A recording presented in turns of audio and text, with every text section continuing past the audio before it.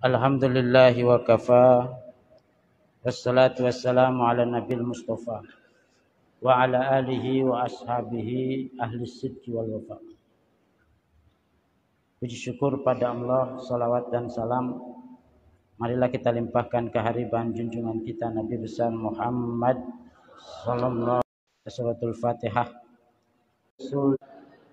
Wad dalala ala al-khair ibtigha'a wajhillah wa mardatihi wa qurbihi wa thawabihi subhanahu wa ta'ala.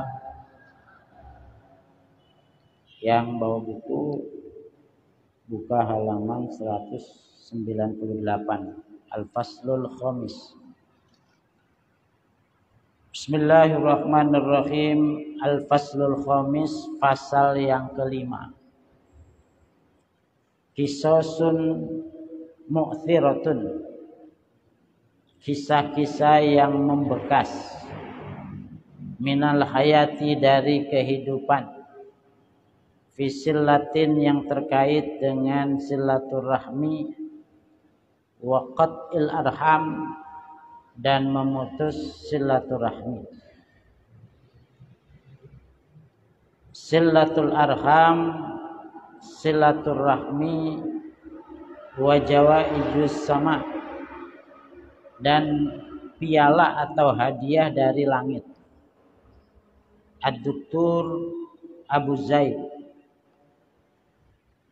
Min abrazil mukhtassin wal khubara. Jadi ada cerita dari Dr. Abu Zaid. Siapa Dr. Abu Zaid ini? Min abrazil mukhtassin wal khubara,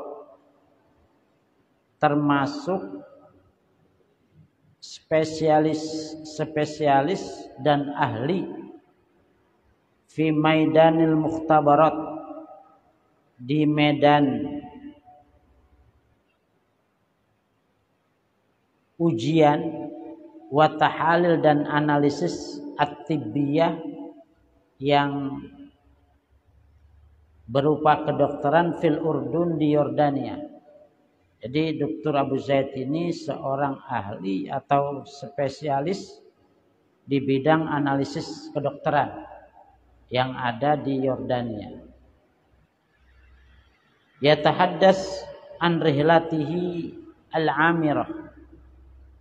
Ia berbicara tentang perjalanan hidupnya al-amirati, yang dipenuhi bil wafa'i, dengan ikatan janji, wal kafahi, dan perjuangan, wallati tajassada, dan yang mendarah daging atau yang mengikat, apa silatuhu, silaturahminya, bi arhamihi, dengan kerabatnya, wa asari hadhihi sillati, dan dampak dari silaturahmi ini ala hayatihi, pada kehidupannya. Jadi Dr. Abu Zaid ini cerita kepada pengarang kitab ini tentang perjalanan hidupnya yang penuh dengan perjuangan. Yang penuh dengan perjuangan, dan itu terkait dengan silaturahmi. Fa'alimtu minhu, aku mengetahui darinya, anakarisata Palestina, bahwa bencana Palestina, dafa'at, mendorongnya, bihi, dengannya, wa bi usratihi, dan dengan keluarganya, litarki baladatihim, untuk meninggalkan negara mereka. Memang Bapak Ibu, tragedi Palestina itu sampai sekarang belum berakhir, dan tidak jarang penduduknya atau masyarakatnya keluar dari Palestina untuk mencari kehidupan yang lebih sejahtera, yang lebih aman, yang lebih damai. Di UIN Jakarta itu banyak Bapak Ibu orang dari Palestina kemudian menuntut ilmu di Indonesia. Ma'a jumu'in nas, disertai dengan kumpulan orang-orang allati tabtishu, yang mencari anil amni, dari keamanan, wa tasabbuthi wa tashabbuthi, dan kenyamanan bil hayati, dengan kehidupan. Fawajadu, mereka menjumpai anfusahum, akan diri mereka, biduni ma'wa, dengan tanpa pelindung, wala ta'amin, dan juga tanpa makanan, wala malin, dan tanpa harta. Fawajahat hum, mereka berhadapan, mutatalibatul hayati, dengan tuntutan kehidupan. Jadi memang masyarakat Palestina itu masyarakat yang telah terjajah lama, dari tahun 40-an Bapak Ibu, dan sampai sekarang tidak pernah merdeka. Kalau Ibu lihat peta, Bapak Ibu lihat peta dunia, tidak ada negara Palestina itu. Itu kan menyedihkan bagi dunia Islam. Dan bagi penduduknya, tentu mereka tidak punya naungan, tidak punya harta. Jadi orang Palestina itu hidup tapi tidak punya kekuasaan Bapak Ibu. Semuanya yang berkuasa itu Palestina. Yang berkuasa itu adalah Israel. Sekarang kalau ibu berumah tangga tidak punya kekuasaan, enak apa tidak? Mau kemana-mana tidak boleh, mau kemana-mana dilarang. Itu yang dialami oleh masyarakat Palestina. Jadi seperti negara dalam negara, jadi tidak ada kekuasaan yang dimiliki oleh pemerintahan Palestina, sehingga mereka itu hidup ya hanya sekedar hidup saja, tidak bisa bebas seperti kita. Wa hatat bihim, dan mengelilingi mereka dzuruful aish al-qasiyah, kondisi kehidupan yang keras. Fadafa'at, maka mendorong biwalidihi, dengan orang tuanya, lil amali, untuk bekerja, fi taksiril hijarati, di dalam memecahkan batu, wa naqliha, dan memindahkannya, liwaffira, untuk memenuhi, bisu'ubati luqmatil aish, dengan kesulitan suapan kehidupan, lahu, baginya, wali ikhwanihi, dan bagi saudaranya. Jadi rupanya Dr. Abu Zaid ini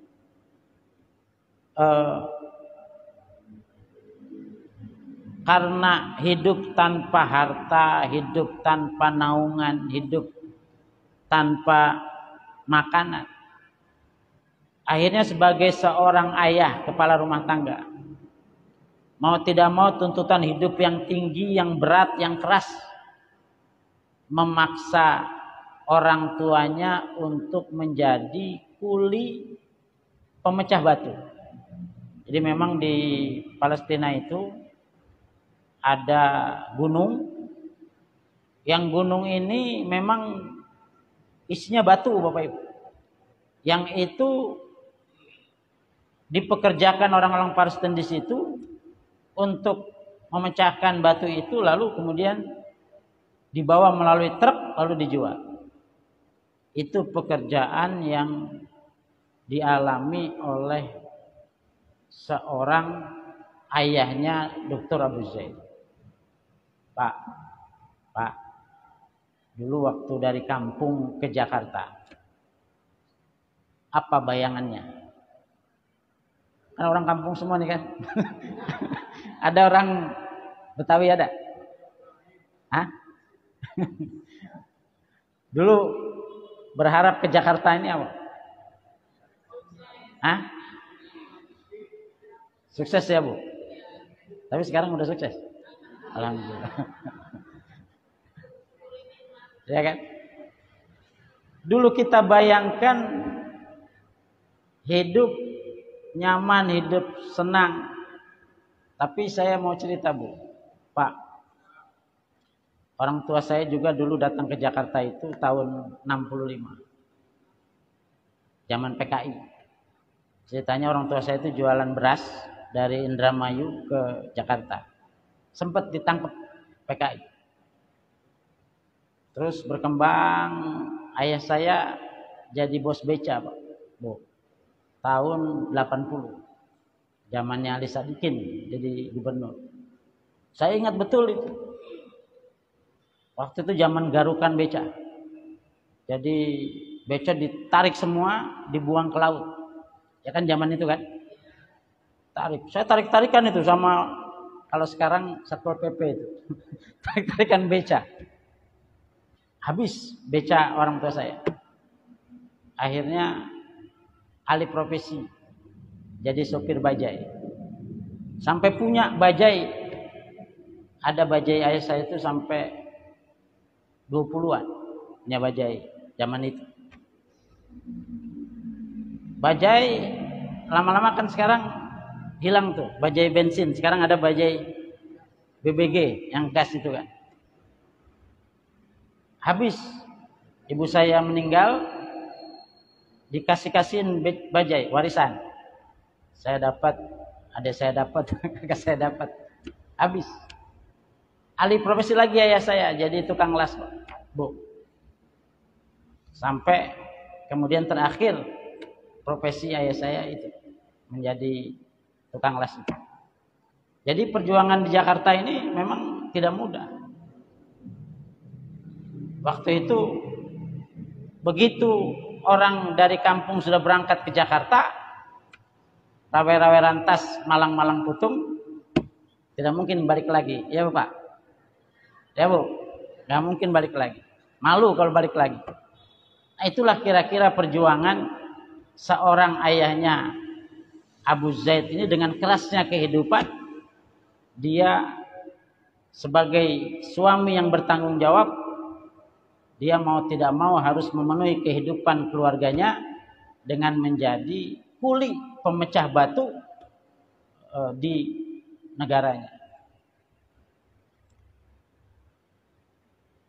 Lalu wa ma'al ayyam, disertai dengan berjalannya waktu, ta'allama waliduhu, orang tuanya belajar mihnatal bina, akan masalah bangunan, wa atqanaha, dan dia mendalami.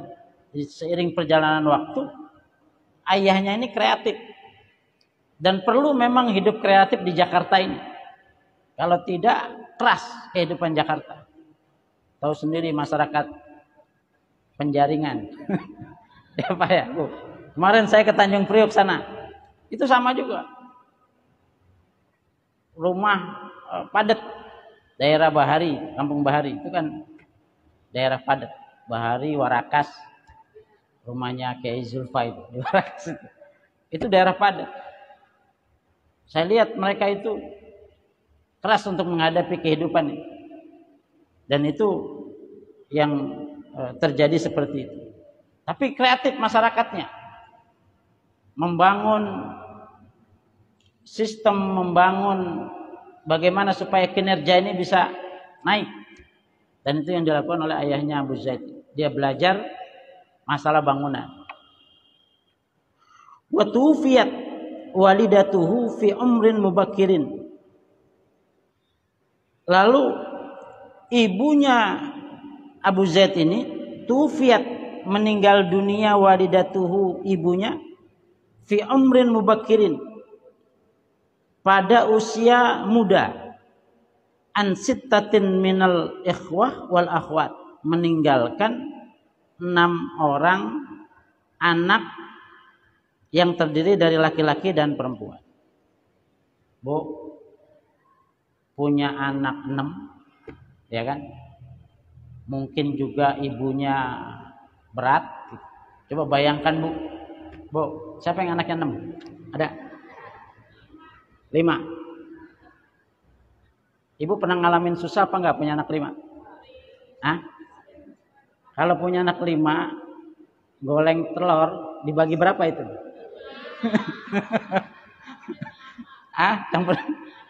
Campurin kelapa. Telurnya berapa biji? 1.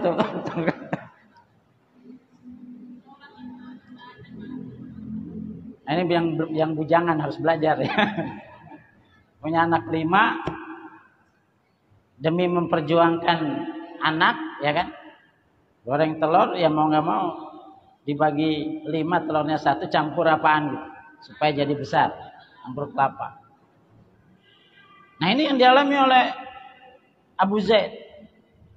Ayahnya menjadi kuli pemecah batu, kemudian tiba-tiba istrinya meninggal dunia. Berat mungkin menjalani kehidupan, akhirnya tidak lama beliau meninggal dunia, meninggalkan 6 orang anak. Jadi duda anak 6. Duda anak 6. Bu, kalau ada duda anak 6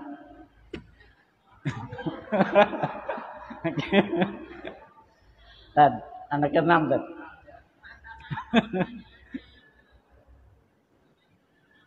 Fawajada nafsahu biduniha. Dr. Abu Zaid menjumpai dirinya biduniha, tanpa seorang ibu, wa huwa tiflun, dia masih kecil. Jadi Abu Zaid ini, Dr. Abu Zaid ini ditinggal ibunya sementara dia masih kecil, masih tiflun. Tiflun itu masih anak-anak. Fafaqada bigiyabiha al-atfu wal hanan. Maka hilanglah, fafaqada, maka hilang bigiyabiha, dengan tidak adanya seorang ibu. Hilang apa? Al-atfu, kelembutan, wal hanan, sama artinya kelembutan. Jadi kelembutan dari seorang ibu.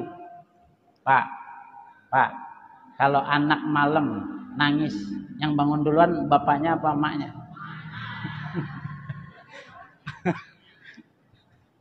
Ya Bu ya, emaknya apa bapaknya yang bangun duluan? Emaknya. Pasti ibunya yang bangun duluan itu. Kalau bapaknya bangun duluan itu biasanya ada maunya. Jadi yang bangun duluan mesti ibunya. Kenapa? Al-atfu wal hanan tadi. Kelembutan, kasih sayang itu memang ada pada seorang ibu. Tidak akan tega seorang ibu itu melihat anaknya nangis. Maka kita kadang-kadang rumah tangga itu sering ribut dengan istri karena anak nangis, istri sudah tidak tega melihat anaknya nangis. Nah itulah yang dialami oleh Dr. Abu Zaid ini. Dia dalam kondisi masih anak-anak, dia punya saudara banyak, ibunya sudah tidak ada. Secara otomatis tidak ada lagi yang dia dapatkan kasih sayang dari seorang ibu. Wa wajada nafsahu, dan ia jumpai, wa wajada, dan ia menjumpai nafsahu akan dirinya, fi riayati zaujati, di dalam pengasuhan seorang, fi riayati zaujati abihi, di dalam kasih sayang istri daripada ayahnya, allati wajada, yang ia jumpai ladaiha di sisinya, ma faqadahu, sesuatu faqadahu yang hilang, min hananil dari min hananil dari kasih sayang seorang ibunya.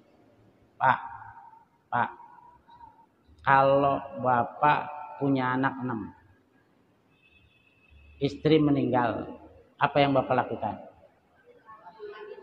Halo.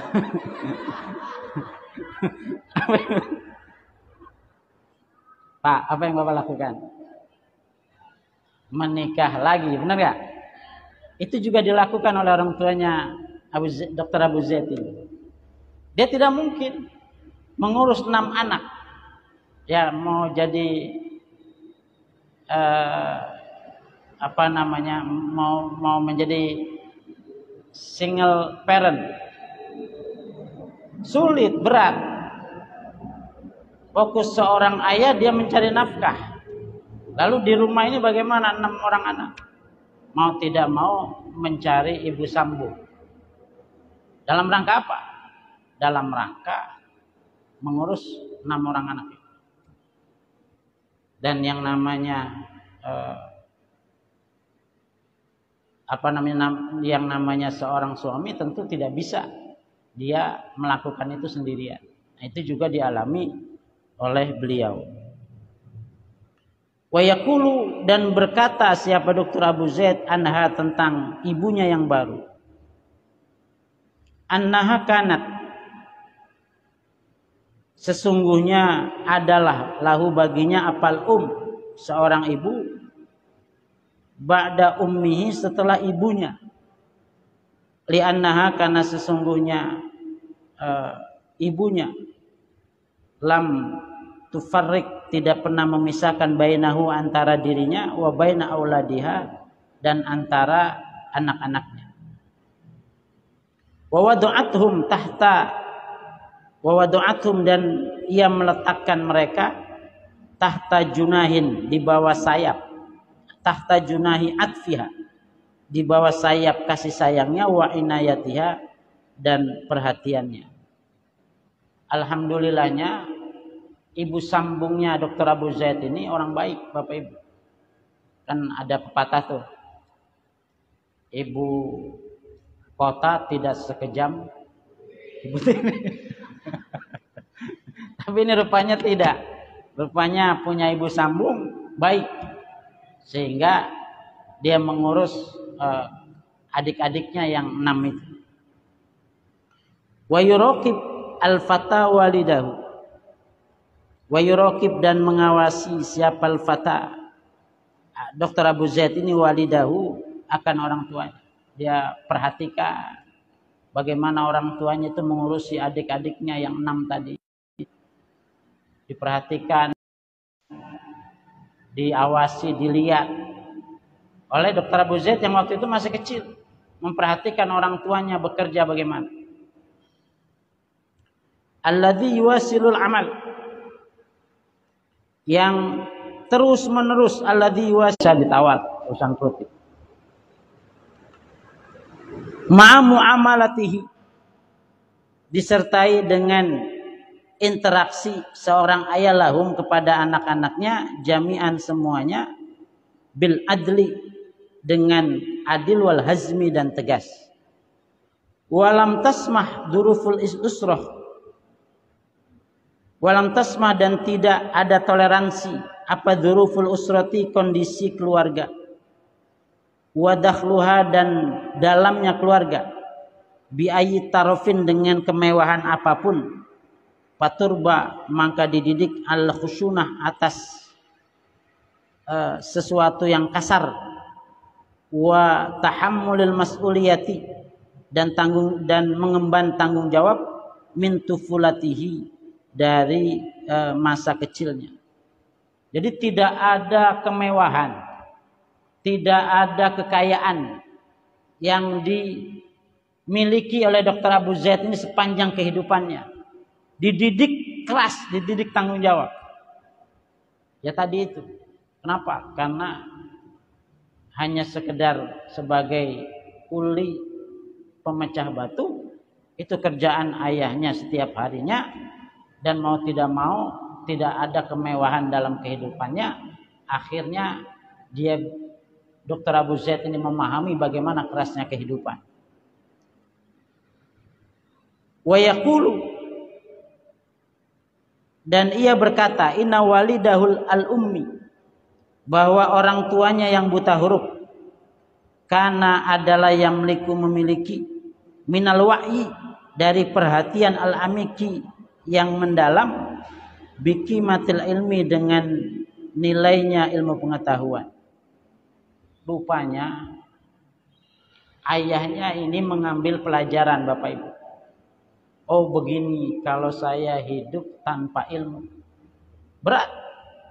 Daftar ke sono ditanya ijazah, ditanya lulusan apa, tidak bisa.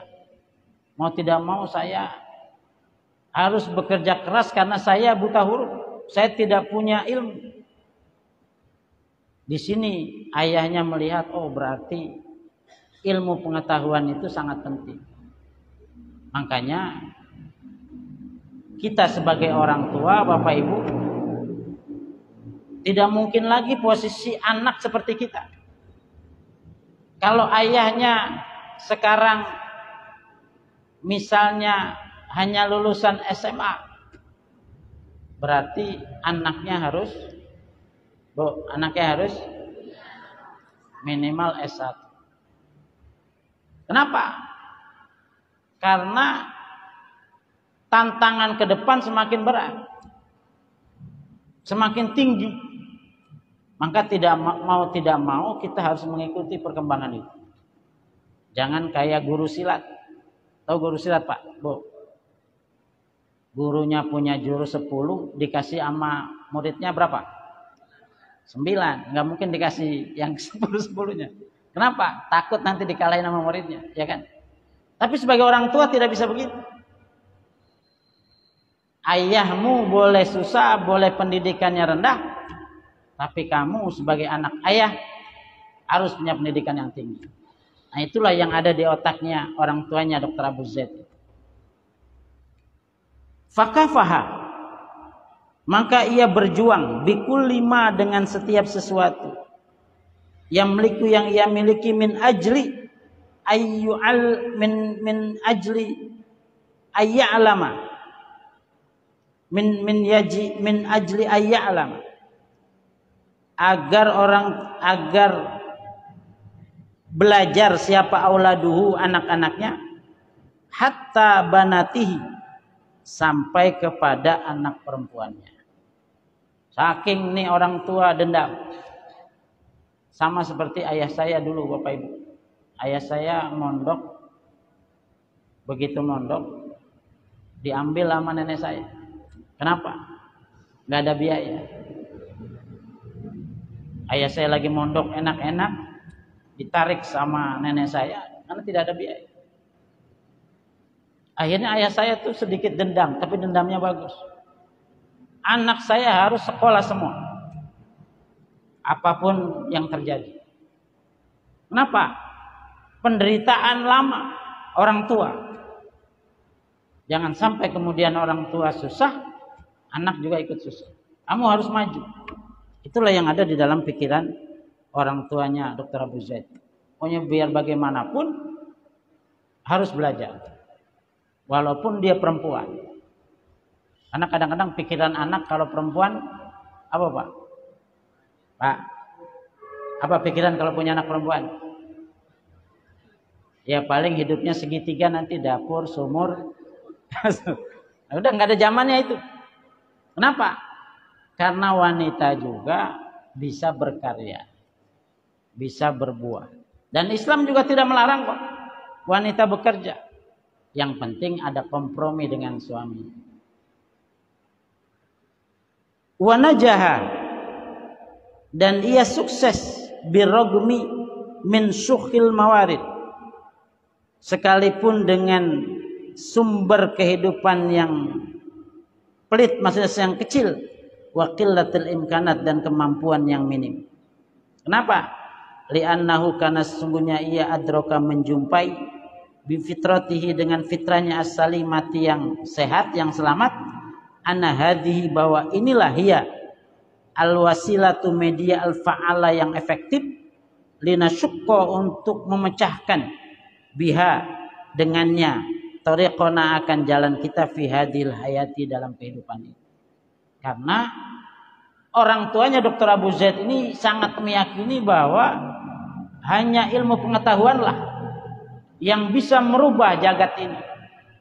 Makanya Quran benar mengatakan, wa idza qila lakum tafassahu fil majalis fafsahu yafsahillahu lakum, wa idza qila suzu farsu fangsuzu yarfa'illahu alladziina amanu minkum walladziina utul ilma darajat. Akan diangkat orang yang punya ilmu pengetahuan dan orang yang beriman. Jadi orang tua Dr. Abu Zaid ini sangat meyakini bahwa yang bisa menyelesaikan persoalan kehidupan dunia ini adalah ilmu.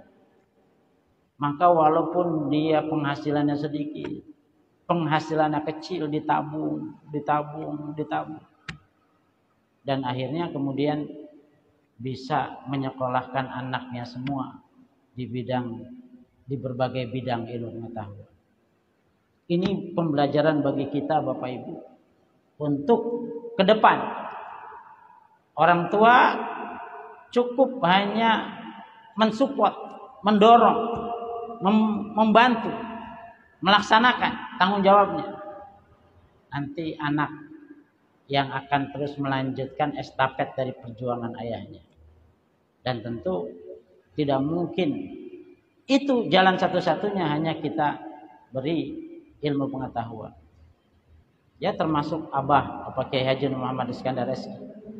Beliau tidak banyak ditinggali warisan, tapi beliau ditinggali ilmu pengetahuan, sehingga bisa menjadi besar, bisa menjadi terkenal di mana-mana. Itu barokah daripada ilmu pengetahuan. Nah, ini mungkin Bapak Ibu sekalian yang bisa saya sampaikan. Demikianlah kira-kira kehidupan Dr. Abu Zaid dengan kerasnya kehidupan. Beliau bisa memperjuangkan anaknya untuk bisa menuntut ilmu sehingga kehidupannya lebih baik daripada kehidupan orang tuanya. Saya kira itu. Ada pertanyaan? Silakan Pak. Assalamualaikum warahmatullahi wabarakatuh. Saya mendengarkan penjelasan tadi bahwa Abu Zaid sangat sengsara hidupnya untuk menghidupi keluarganya. Dan sampai zaman sekarang di sana kan masih ada kesusahan. Terus orang-orang Islam sama-sama sedunia ini kok nggak bisa menyumbang misalnya gitu, hanya untuk mendoakan doa mudah-mudahan selamat dan bisa makan untuk ibadah. Apakah kita tetap dapat pahala cuma hanya berdoa? Ya. Terima kasih. Ya. Jadi dalam pandangan ahli sunnah wal jamaah, yang namanya amar ma'ruf nahi mungkar itu harus disesuaikan dengan kemampuan. Sekarang ini jaringan dunia ini dikuasai oleh Zionisme, dikuasai oleh Yahudi. Sehingga barangkali kalau umat Islam ini umat Islam ini bersatu, mungkin akan terjadi perang dunia ketiga dan bakal kiamat. Karena nuklir itu kalau sudah dilepas, itu efeknya kemana-mana dan dampaknya luar biasa lama. Tentu dalam kaidah fikih dipikirkan akibatnya. Jadi amar ma'ruf nahi mungkar itu kalau akibatnya lebih besar, lebih berbahaya, maka tentunya tentunya harus dipikirkan matang-matang. Dan yakinlah bahwa ini sudah takdir yang ditetapkan oleh Allah Subhanahu wa taala kepada kaum muslimin. Nanti saatnya akan datang pertolongan Allah, dan akan sangat yakin bahwa kemenangan ada pada negara Palestina. Jadi kalau pertanyaannya apakah salah sekarang kita berdoa mohon kepada Allah, tentu jawabannya tidak salah. Itu yang kita bisa lakukan terhadap masyarakat yang ada di Palestina ini. Tentu jalur-jalur diplomasi, jalur-jalur yang bisa dilakukan, semuanya dilakukan. Dan Indonesia termasuk salah satu negara yang sangat mendukung perdamaian dunia, sangat mendukung kemerdekaan Palestina. Dan mudah-mudahan cara-cara diplomasi terus dilakukan supaya dari hari ke hari, dari tahun ke tahun tentu perkembangannya positif untuk negara Palestina. Saya kira itu, Pak. Terima kasih. Assalamualaikum warahmatullahi wabarakatuh. Assalamualaikum warahmatullahi wabarakatuh.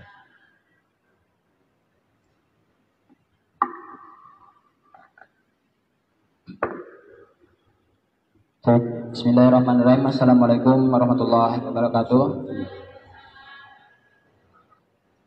Mohon izin Ustaz, izin bertanya mengenai sedekah Ustaz.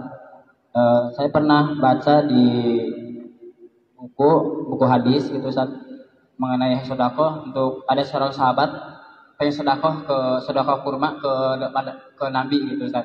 Dan meskipun Nabi menolaknya gitu. Itu kenapa Nabi menolak sedekah dari sahabatnya gitu Ustaz? Terus bedanya sedekah sama hadiah itu gimana Ustaz? Itu saja yang dapat saya tanyakan. Waalaikumsalam warahmatullahi wabarakatuh.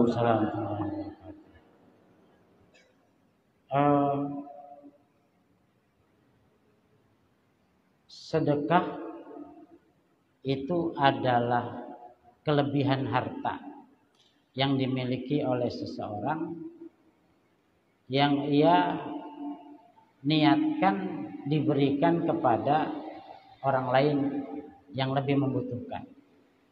Itu namanya sedekah. Jadi pemberian dari kelebihan harta seseorang yang dia niatkan dia kasihkan semata-mata karena Allah Subhanahu wa taala. Itu namanya sedekah. Sementara kalau hibah itu adalah murni pemberian. Tidak ada niat apa-apa. Ya saya cuma hanya niat sekedar memberi. Bukan sedekah. Jadi ini bukan sedekah. Dan sedekah ini biasanya identik dengan ada orang yang tidak mampu, ada orang kesulitan, itu dia diberikan sedekah. Beda dengan hibah. Kalau hibah itu biasanya diberikan sebagai bentuk penghormatan. Saya sangat mengagumi guru saya, sehingga saya menghibahkan apa yang saya miliki untuk guru saya. Bukan sedekah. Jadi nilainya berbeda. Oleh karena itu ketika Nabi menolak, itu sebenarnya bukan menolak, tapi Nabi ingin ini diterima tapi untuk yang lebih berhak. Kalau dalam hadis yang tadi dikemukakan itu kalau tidak salah hadisnya Nabi menerima itu. Tapi kemudian Nabi mencari sahabat lain yang lebih layak untuk menerima itu. Karena sebelumnya itu ada datang salah seorang sahabat yang mengadu kepada Nabi, ya Rasulullah, ini waqa'tu. Saya ini di bulan Ramadan berhubungan suami istri. Lalu apa yang harus saya lakukan? Ya kamu puasa 2 bulan berturut-turut. Kata yang bersangkutan, saya tidak mampu ya Rasulullah. Ya kalau tidak mampu, kamu memberi makan anak yatim. Sittina miskinan, memberi makan 60 fakir miskin. Saya juga saya orang miskin, nggak mampu. Akhirnya Nabi bingung kan, ini hukumannya apa ya? Dia udah enak-enakan Ramadan, terus kok di ini nggak bisa, ini nggak bisa. Dibiarin sama Allah. Tiba-tiba ada orang datang bawa korma. Datang bawa korma. Lalu dicari sama Nabi, itu tadi yang tadi tanya mana? Oh itu sini. Ini ada korma. Ini kamu sedekahkan karena kamu sudah melanggar hukuman, sudah melanggar ketentuan. Ini kamu bawa, kamu sedekahkan. Ya Rasul, di sini nih yang paling miskin saya. Kata anaknya, yang paling miskin saya. Terus kata Nabi, ya udah, itu buat kamu aja, kasih keluargamu. Nah, itu kira-kira gitu. Jadi bedanya sedekah dengan hibah di situ. Jadi kalau sedekah ini biasanya yang menerima orang yang kaum duafa, kaum miskin, atau untuk sifatnya pembangunan masjid, anak yatim gitu ya. Tapi kalau hibah itu penghormatan yang diberikan. Nah, itu nilainya itu. Saya kira itu bedanya.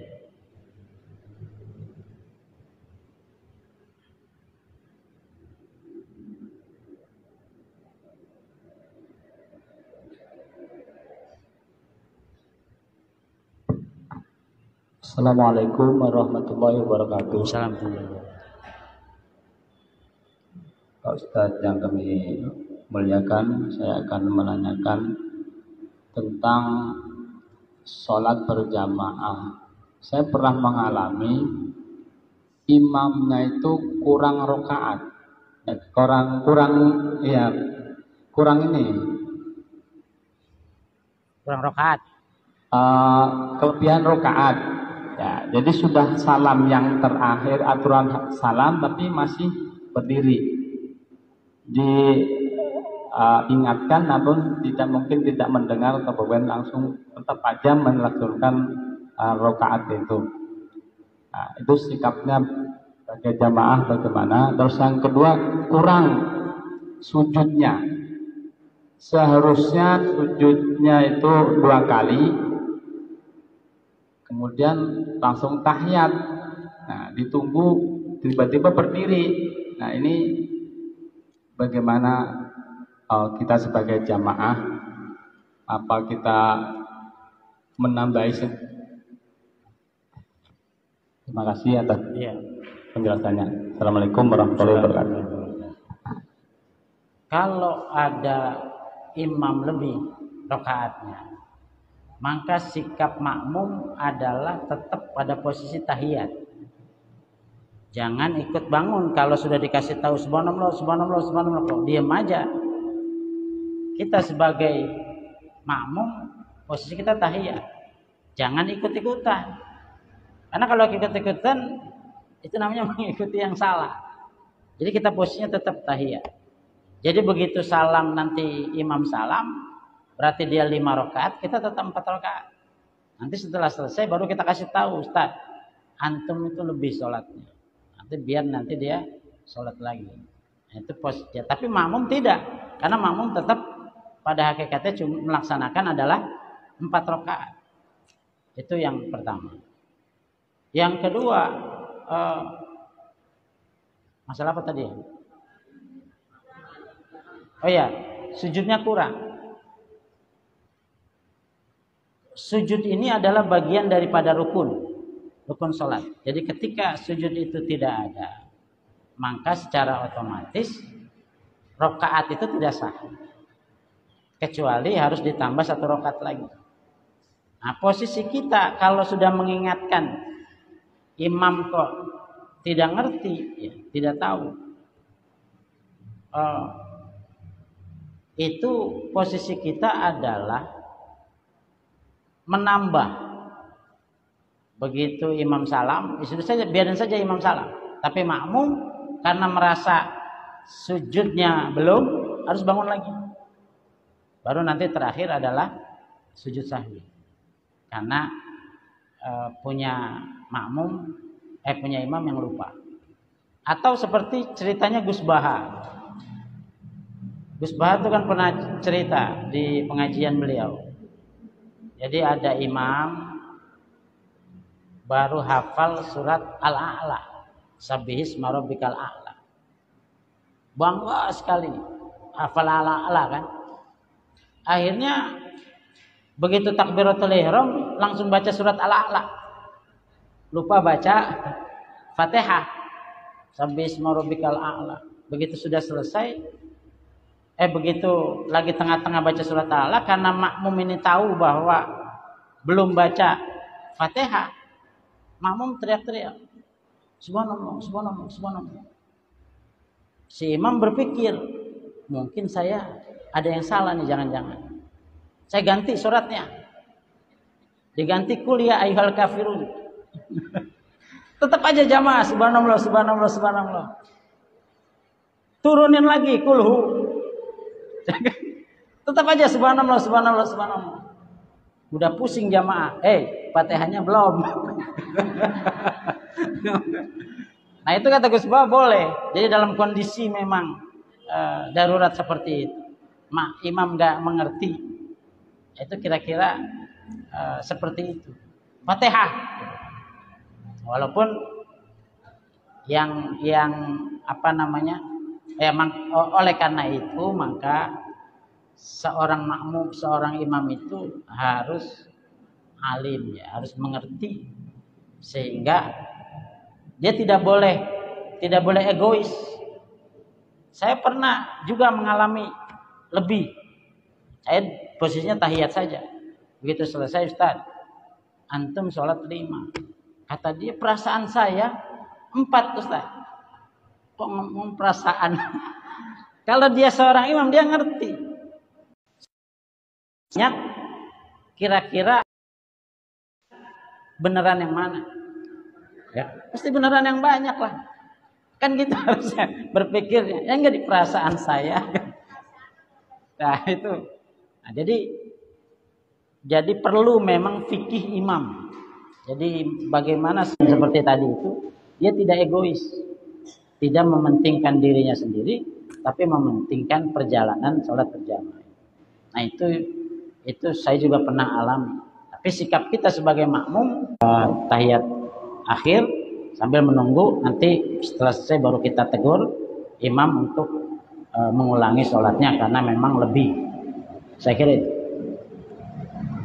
cukup ya Bapak Ibu sekalian. Mudah-mudahan bermanfaat. Sebelum kita tutup, kita bacakan suratul Fatihah untuk anak dan cucu dari Ibu Jumini yang sedang sakit. Mudah-mudahan Allah mengangkat penyakitnya. Ala hadhihi niyah wa ala kulli niyatin shalihah. Al-Fatihah. A'udzu billahi minasyaitonir rajim. Bismillahirrahmanirrahim. Alhamdulillahi rabbil alamin arrahmanir rahim maliki yaumiddin. Iyyaka na'budu wa iyyaka nasta'in. Ihdinas siratal mustaqim. Siratal ladzina an'amta 'alaihim ghairil maghdubi 'alaihim waladdallin. Allahumma shalli wa sallim fil awwalin. Allahumma sallim fil akhirin. Allahumma shalli wa sallim fi kulli waqtin wa hin. Salim radhiyallahu sadatina sayyidina rasulillah ajmain. Bismillahirrahmanirrahim. Alhamdulillahi rabbil alamin. Hamdan mun'amin, hamdan syakirin, hamdan taibin, hamdan mustaghfirin, hamdan katsiran tayyiban mubarakan fihi, hamdan muwaffiqan mukafi mazidah. Ya Rabbana lakal hamdu kama yanbaghi li jalali wajhika wa 'azimi sultanik. Allahumma bi barakati suratul Fatihah nas'aluka an tuyassira umurana yassir wa la tu'assir. Fa inna tayassira kulli 'asrin 'alaka yassir ya musahhila sahil. La sahla illa ma ja'altahu sahla wa anta tuhzina bi syi'ta sahla bi rahmatika ya arhamar rahimin. Rabbana hab lana min azwajina wa dhurriyyatina qurrata a'yun waj'alna lil muttaqina imama. Rabbana atina fid dunya hasanah wa fil akhirati hasanah wa qina adzabannar wa adkhilna jannata ma'al abrar. Ya Aziz ya Ghaffar Karim Sattar Rabbana alamin. Subhana rabbika rabbil izzati amma yasifun. Salamun alal mursalin walhamdulillahi rabbil alamin. Rabbi yassirli ya man tayassarna ya sidana ya qultu li ya man talattafana ya rabbana ya ila liqa ma salama.